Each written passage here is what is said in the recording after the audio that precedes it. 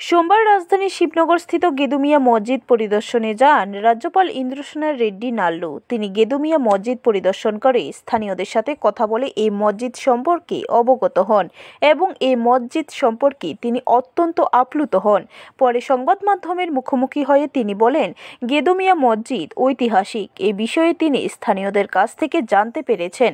পরিদর্শনে এসে লক্ষ্য করেছেন এখানে একটি পুকুরও রয়েছে।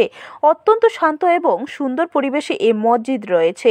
এটি ত্রিপুরার পর্যটনের আওতায় রয়েছে। তবে মসজিদটি সংস্কারের প্রয়োজন রয়েছে, যেহেতু এটি রাজ্যের পর্যটনের একটি গুরুত্বপূর্ণ স্থান।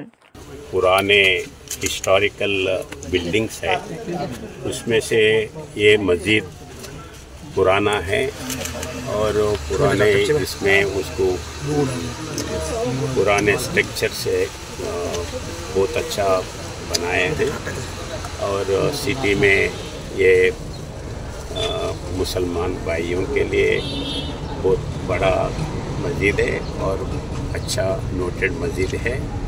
इसको कायम करते हुए मैं जितने भी त्रिपुरा के टूरिज़म के स्पॉट्स हैं वो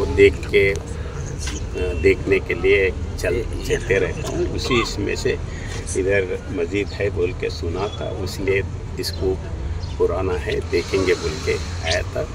ब्यूरो रिपोर्ट, खबर त्रिपुरा।